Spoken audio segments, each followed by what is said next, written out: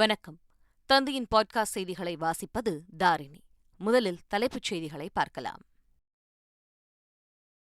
அனைத்து துறை செயலாளர்களுடன் முதலமைச்சர் ஸ்டாலின் இன்று ஆலோசனை. எதிர்காலத்தில் செயல்படுத்த வேண்டிய திட்டங்கள் குறித்து விவாதிக்க வாய்ப்பு. மின்கட்டண உயர்வை கண்டித்து 16ஆம் தேதி போராட்டம். அதிமுக இடைக்கால பொதுச் செயலாளர் எடப்பாடி பழனிசாமி அறிவிப்பு. கேரளாவில் கடுமையான நிதி நெருக்கடி நிலவுவதாக மாநில அமைச்சர் கே.என். பாலகோபால் தகவல். கடுமையான கட்டுப்பாடுகளை விதிக்கப் போவதாகவும் அறிவிப்பு. இலங்கை சிறையிலிருந்து தமிழக மீனவர்கள் 6 பேர் விடுதலை. 10 ஆண்டுகள் இலங்கை எல்லைக்குள் வரக்கூடாது என மன்னார் நீதிமன்றம் எச்சரிக்கை. ஸ்காட்லாந்தில் ராணி எலிசபெத்தின் உடலுக்கு பொதுமக்கள் அஞ்சலி. இன்று லண்டனுக்கு உடல் எடுத்துச் செல்லப்படுகிறது. சென்னையில் நடைபெறும் மகளிர் ஓபன் டென்னிஸ் லீக் ஆட்டத்தில் இந்திய வீராங்கனை தண்டி ஹெர்மன் வெற்றி. பிரான்ஸ் வீராங்கனை சோல் பிராக்டை வீழ்த்தினார். இனி விரிவான செய்திகள். முதலமைச்சர் ஸ்டாலின் தனது துறை செயலாளர்களுடன் இன்று ஆலோசனையை மேற்கொள்கிறார். தலைமைச் செயலகத்தில் காலை 10 மணிக்கு ஆலோசனைக் கூட்டம் நடைபெறவுள்ளது. துறைவாரியாக அறிவிக்கப்பட்டுள்ள திட்டங்களின் நிலை, செயல்படுத்தப்பட்டு வரக்கூடிய திட்டங்கள், வருங்காலத்தில் செயல்படுத்த வேண்டிய திட்டங்கள் குறித்தும் விரிவான ஆலோசனையை நடத்தவுள்ளார். அதிமுக அலுவலக சாவியை எடப்பாடி பழனிசாமியிடம் ஒப்படைக்க வேண்டும் என்ற உத்தரவிற்கு எதிரான ஓ. பன்னீர்செல்வத்தின் மேல்முறையீட்டு மனுவை உச்சநீதிமன்றம் தள்ளுபடி செய்துவிட்டது. இந்த விவகாரத்தில் தலையிட விரும்பவில்லை, முடித்து வைக்க விரும்புவதாக தெரிவித்த நீதிமன்றம் இதனை சிவில் வழக்காக தாக்கல் செய்து கொள்ளுமாறு கூறி மனுவை முடித்து வைத்தனர். நீதிமன்ற தீர்ப்பு மகிழ்ச்சியளிப்பதாகவும் உண்மை தர்மம் வென்று உள்ளதாகவும் எதிர்க்கட்சித் தலைவர் எடப்பாடி பழனிசாமி தெரிவித்துள்ளார். சேலத்தில் செய்தியாளர்களிடம் பேசிய அவர் உண்மை தர்மம் வென்றுள்ளதாக கூறினார். விரைவில் அதிமுக பொதுச் செயலாளர் தேர்தல் நடைபெறும் என்றும் அவர் தெரிவித்தார்.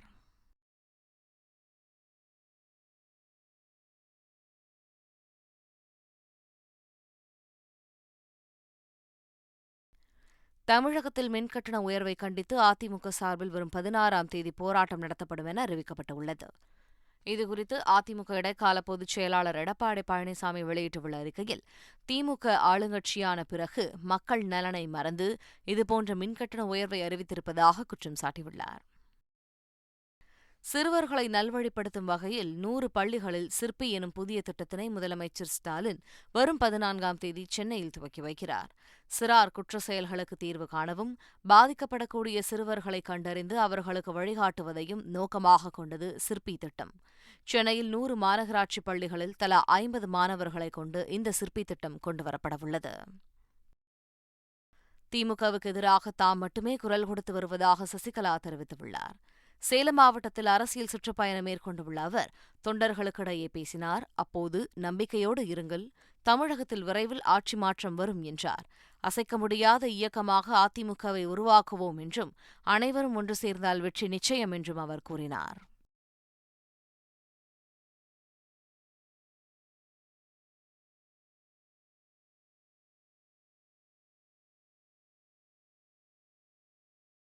நூறு ஏரி திட்டத்தை ஸ்டாலின் தலைமையிலான அரசு நிறைவேற்றியிருந்தால் மேட்டூர் அணையிலிருந்து வெளியேறிய உபரி நீரை கடலுக்கு செல்லாமல் தடுத்திருக்கலாம் என்று எதிர்க்கட்சித் தலைவர் எடப்பாடி பழனிசாமி குற்றம் சாட்டியுள்ளார். மேட்டூர் அணையிலிருந்து உபரி நீர் வீணாக கடலில் கலந்ததாக அவர் கூறினார். திமுக அரசு 100 ஏரி திட்டத்தை முறையாக செயல்படுத்தவில்லை என்றும் அவர் குற்றம் சாட்டினார். அத்திக்கடவு அவிநாசி திட்டம் மற்றும் சர்பங்கா திட்டங்களை நிறைவேற்ற சில ஆர்ஜித பணிகள் நடைபெற்று வருவதாக நீர்வளத்துறை அமைச்சர் துரைமுருகன் தெரிவித்துள்ளார். இந்த திட்டத்திற்கு கடந்த ஆட்சியில் எதுவும் செய்யவில்லை என கூறிய அவர், எதிர்க்கட்சித் தலைவர் எடப்பாடி பழனிசாமி இந்த திட்டம் தொடர்பாக தெரிவித்துள்ள கருத்துகள் பொய்யானவை என்று அவர் கூறினார். இலங்கை கடற்படையால் கைது செய்யப்பட்ட ராமேஸ்வரம் மீனவர்கள் 6 பேர் விடுதலை செய்யப்பட்டுள்ளனர்.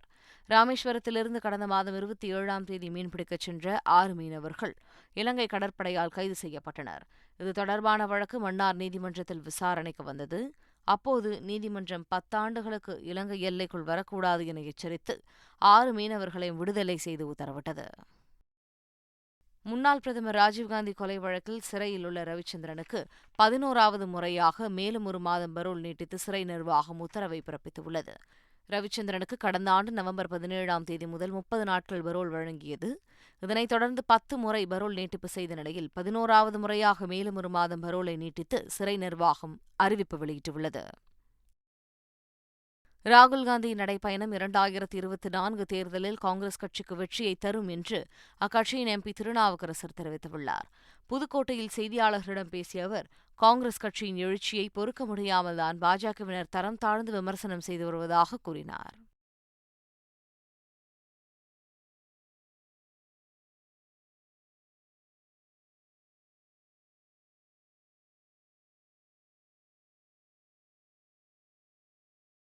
ஐஐடி போன்ற உயர்கல்வி நிறுவனங்களில் படிக்க வேண்டுமெனில் 5ஆம் வகுப்பில் இருந்தே மாணவர்களுக்கு பயிற்சியளிக்க வேண்டும் என்று சென்னை ஐஐடி இயக்குநர் காமகோட்டி தெரிவித்துள்ளார். 5 முதல் 12ஆம் வகுப்பு வரை பாடத்திட்டத்திற்கு அப்பால் பயிற்சி அளிக்கப்பட வேண்டும் என்றும், இதன் மூலம் நுழைவுத் தேர்வுகளை மாணவர்கள் எளிதில் எதிர்கொள்ள முடியும் என்றும் அவர் தெரிவித்தார். தமிழகத்திற்கு தொழில் முதலீடுகளை ஈர்க்கும் வகையில் தொழில்துறை அமைச்சர் தங்கம் தென்னரசு தலைமையிலான குழு வரும் 24ஆம் தேதி தென்கொரியாவுக்கு செல்கிறது. 5 நாள் பயணத்தில் தென்கொரியாவில் உள்ள பல்வேறு தொழில் நிறுவனங்களின் தலைவர்கள் மற்றும் உயரதிகாரிகளை சந்தித்து தமிழகத்தில் தொழில் தொடங்குவது தொடர்பாக தங்கம் தென்னரசு ஆலோசனை நடத்தவுள்ளார். வெளிநாட்டில் மர்மமான முறையில் இருந்த கணவனின் உடலை மீட்டுத் தரக்கோரி மனைவி மற்றும் மகள் திருச்சி மாவட்ட ஆட்சியரிடம் மனு அளித்தனர். சித்தாமூர் காவிரிப்பாளையத்தைச் சேர்ந்த சின்னமுத்து புரியான் கடந்த 4 மாதங்களுக்கு முன்பு சவுதிக்கு சென்றுள்ளார். அவர் மர்மமான முறையில் இருந்ததாக அங்கிருந்து தொலைபேசியில் தகவல் வந்துள்ளது. இதனால் அதிர்ச்சியடைந்த மனைவி மற்றும் குடும்பத்தினர் உடலை மீட்டுத் தரக்கோரி மாவட்ட ஆட்சியரிடம் மனு அளித்தனர். 3 அம்ச கோரிக்கைகளை வலியுறுத்தி ஊராட்சி செயலாளர்கள் சங்கத்தின் சார்பில் 3 நாட்கள் ஊதியமில்லா விடுப்புடன் கவன ஈர்ப்பு போராட்டம் நடைபெற்று வருகிறது. சேலம் மாவட்டம் வாழப்பாடியில் நடந்த போராட்டத்தில் தமிழக அரசு ஊராட்சி செயலாளர்களின் கோரிக்கையை நிறைவேற்றாவிட்டால் அக்டோபர் 3ஆம் தேதி முதல் சென்னையில் சாகும் வரை உண்ணாவிரத போராட்டம் நடத்தப்போவதாக எச்சரித்தனர். சர்வதேச ஆடவர் டென்னிஸ் போட்டிகளை தமிழ்நாட்டில் மீண்டும் கொண்டுவர அனைத்து நடவடிக்கைகளும் எடுக்கப்பட்டு வருவதாக விளையாட்டுத்துறை அமைச்சர் மெய்யநாதன் கூறினார். சென்னை நுங்கம்பாக்கத்தில் சர்வதேச மகளிர் டென்னிஸ் போட்டிகள் தொடங்கியது. இந்த போட்டிகளுக்கென ஏற்பாடுகளை ஆய்வு செய்த பிறகு செய்தியாளர்களுக்கு பேட்டியளித்த அவர் இதனை தெரிவித்தார்.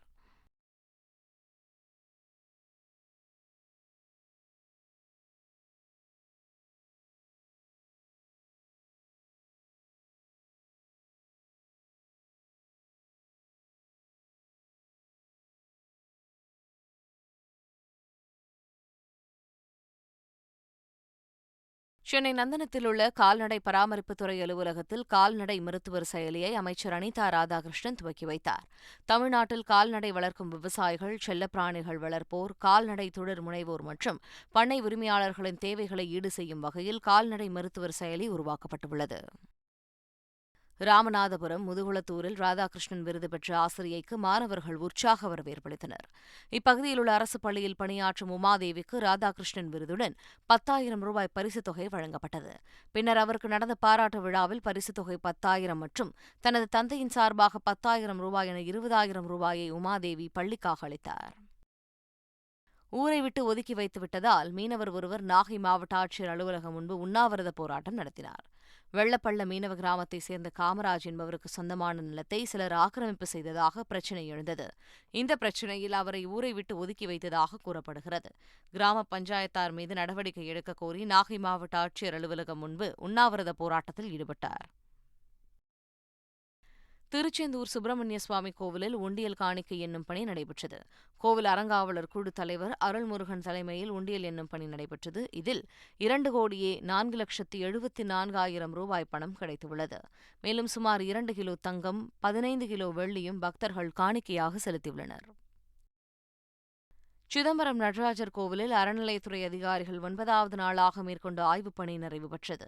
நேற்று நடைபெற்ற ஆய்வில் 2015 ஏப்ரல் முதல் 2016 மார்ச் வரையிலான ஓராண்டு கணக்குகள் சரிபார்க்கப்பட்டதாகவும், இதுவரை நடைபெற்ற ஆய்வுப் பணியில் சுமார் 11 ஆண்டு கணக்குகள் சரிபார்க்கப்பட்டுள்ளதாகவும் தெரிவிக்கப்பட்டது.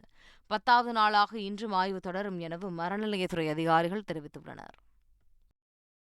ராஜீவ்காந்தி கொலை வழக்கில் வேலூர் மத்திய சிறையில் உள்ள முருகன் உண்ணாவிரத போராட்டத்தில் ஈடுபட்டு வருகிறார். தன் மீதான வழக்கை விரைந்து முடித்து பரோல் வழங்க வேண்டும் என கடந்த 8ஆம் தேதி முதல் முருகன் உண்ணாவிரதம் இருந்து வருகிறார். இந்த நிலையில் முருகனை அவரது வழக்கறிஞர் புகழேந்தி நேரில் சந்தித்து பேசினார். பின்னர் அவர் கூறுகையில், முருகன் சாப்பிடாமலும் யாருடன் பேசாமலும் ஜீவசமாதி அறநிலைய போராட்டத்தை மேற்கொண்டுள்ளதாக அவர் தெரிவித்தார். மின்சார ஸ்கூட்டருக்கு புகைச்சான்று இல்லை என கூறி கேரள போலீசார் அபராதம் விதித்திருப்பது சமூக வலைதளங்களில் பரவி வருகிறது. கேரள பதிவெண் கொண்ட மின்சார பைக்கிற்கு கடந்த 6ஆம் தேதி மாசு கட்டுப்பாட்டு சான்றிதழ் இல்லை என கூறி கேரள போலீசார் ரூபாயை விதித்துள்ளனர். இந்த ரசீதையும் மின்சார ஸ்கூட்டரின் படத்தையும் சமூக வலைதளங்களில் பகிர்ந்து ஸ்கூட்டர் நிறுவனத்தின் சிஇஓ தருண் மேத்தாவை குறிப்பிட்டு பதிவிட்டுள்ளனர். அதற்கு முடியவில்லை என்பதை குறிக்கும் வகையில் பெருமூச்சு விடுவதாக தருண் மேத்தா பதிலளித்துள்ளார்.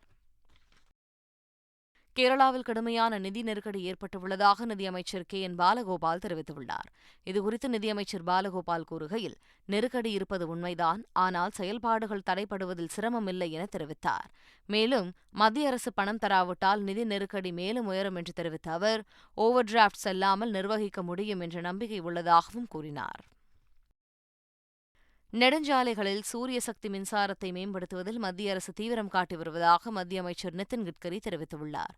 இந்தோ அமெரிக்கன் சேம்பர் ஆஃப் காமர்ஸ் ஏற்பாடு செய்திருந்த நிகழ்வில் உரையாற்றிய கட்கரி, மின்சாரத்தின் மூலம் இந்தியாவின் பொது போக்குவரத்தை மேம்படுத்த அரசாங்கம் விரும்புவதாக தெரிவித்தார். இங்கிலாந்து ராணி எலிசபெத்தின் இறுதிச் சடங்குகள் வரும் 19ஆம் தேதி நடைபெறவுள்ள நிலையில் நாடாளுமன்றத்தில் இரங்கல் தெரிவிக்கப்பட்டது. 96 வயதில் காலமான ராணி எலிசபெத்தின் உடல் ஸ்காட்லாந்து பால்மரோல் கோட்டையில் இருந்து வாகனம் மூலம் தலைநகர் எடின்பர்கில் உள்ள ஹாலிரூட் ஹவுஸ் அரண்மனைக்கு எடுத்துச் செல்லப்பட்டது. இன்று மதியம் வரை அரண்மனையில் வைக்கப்பட்டு பின்னர் செயின்ட் கில்ஸ் தேவாலயத்திற்கு கொண்டு செல்லப்படுகிறது. மறைந்த தமது தாய் ராணி எலிசபெத் தன்னலமற்ற சேவை, கடமை உணர்விற்கு உதாரணமாக திகழ்ந்ததாக அவரது வழியில் செல்வேன் என மன்னர் சார்ல்ஸ் உறுதியளித்துள்ளார். இங்கிலாந்து நாடாளுமன்றத்தில் ராணி எலிசபெத்தின் மறைவுக்கு இரங்கல் தெரிவிக்கப்பட்டது. அப்போது உரையாற்றிய மன்னர் சார்ல்ஸ், தமது தாய் எலிசபெத் கடந்து வந்த பாதையை பின்பற்றி ஜனநாயகத்தை உயிர்மூச்சாக கருதி செயல்படுவேன் என்றார். இங்கிலாந்து தேசிய கீதத்தில் ராணி என்பதற்கு பதிலாக மன்னர் என்று மாற்றப்பட்டுள்ளது. நாடாளுமன்றத்தில் மன்னர் சார்ல்ஸ் உரையாற்றிய பிறகு உறுப்பினர்கள் மன்னர் வாழ்க என தேசிய கீதத்தை பாடினர். இங்கிலாந்து தேசிய கீதத்தில் ராணி வாழ்க என பாடப்பட்டு வந்தது. தற்போது எலிசபெத் ராணி மறைந்ததை அடுத்து மன்னர் சார்ல்ஸ் பொறுப்பேற்றார். இதையடுத்து தேசிய கீதத்தில் மன்னர் வாழ்க என சொற்கள் மாற்றப்பட்டன. ஈடன்பர்கில் வைக்கப்பட்டுள்ள இங்கிலாந்து ராணி எலிசபெத்தின் உடலுக்கு ஸ்காட்லாந்து மக்கள் நீண்ட வரிசையில் காத்திருந்து அஞ்சலி செலுத்தினர். இங்கிலாந்து ராணி 2ஆம் எலிசபெத் கடந்த 8ஆம் தேதி ஸ்காட்லாந்தில் உள்ள பால்மரில் உயிரிழந்தார். அவரது உடல் கார் மூலம் ஸ்காட்லாந்தில் உள்ள ஈடன்பர்க்கு கொண்டுவரப்பட்டது. அங்கு உள்ள புனித கில்ஸ் தேவாலயத்தில் ராணியின் உடல் வைக்கப்பட்டது. இன்று லண்டனுக்கு ராணியின் உடல் கொண்டு செல்லப்படவுள்ளது. ஆஸ்திரேலிய டி20 உலகக்கோப்பை தொடருக்கான இந்திய அணியை பிசிசிஐ அறிவித்துள்ளது. அக்டோபர் 16ஆம் தேதி முதல் நவம்பர் 13ஆம் தேதி வரை டி20 உலகக்கோப்பை நடைபெறும் இந்திய அணியை பிசிசிஐ அறிவித்துள்ளது. கேப்டனாக ரோஹித் சர்மாவும் துணை கேப்டனாக ராகுலும் நியமிக்கப்பட்டுள்ளனர். விராட் கோலி, சூரியகுமார் யாதவ், தீபக் ஹூடா, ரிஷப் பண்ட், தினேஷ் கார்த்திக், ஹார்திக் பாண்டியா, ரவிச்சந்திரன் அஸ்வின் ஆகியோர் அணியில் சேர்க்கப்பட்டுள்ளனர். யுவேந்தர் சாஹல், அக்சர் பட்டேல், ஜாஸ்பிரிட் பும்ரா, புவனேஸ்வர் குமார், ஹர்ஷல் பட்டேல், ஹர்ஷ்தீப் சிங் ஆகியோரும் அணியில் இடம்பெற்றுள்ளனர். ஆஸ்திரேலியா மற்றும் தென்னாப்பிரிக்க அணிகள் டி20 தொடரில் பங்கேற்க விரைவில் இந்தியாவிற்கு சுற்றுப்பயணம் மேற்கொள்ளவுள்ளன. இந்த 2 தொடர்களுக்கான இந்திய அணியையும் பிசிசிஐ அறிவித்துள்ளது. டி20 உலகக்கோப்பை தொடருக்கான இந்திய அணியில் இடம்பெற்றுள்ள பெரும்பாலான வீரர்களே இந்த தொடர்களிலும் இடம்பெற்றுள்ளனர். இரு தொடர்களிலும் கூடுதல் வீரராக முகமது ஷமி மட்டும் சேர்க்கப்பட்டுள்ளார். ஆசிய கோப்பை அணி கைப்பற்றியதற்கு சென்னை சூப்பர் கிங்ஸ் அணியின் வெற்றியே உத்வேகம் அளித்ததாக இலங்கை அணி கேப்டன் தசுன் ஷனஹா தெரிவித்துள்ளார்.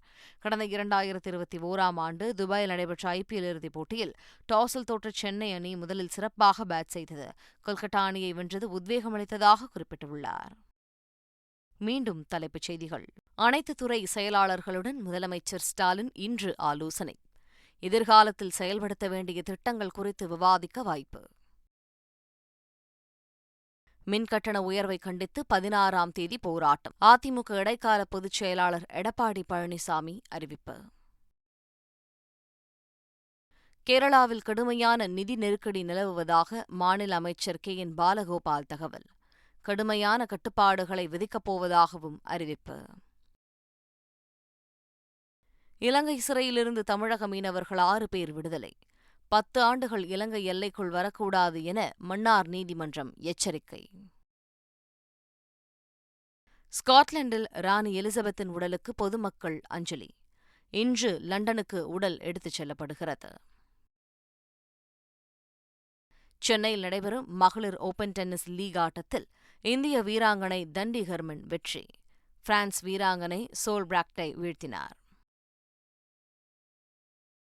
இத்துடன் இந்த செய்தி தொகுப்பு நிறைவு பெறுகிறது. வணக்கம்.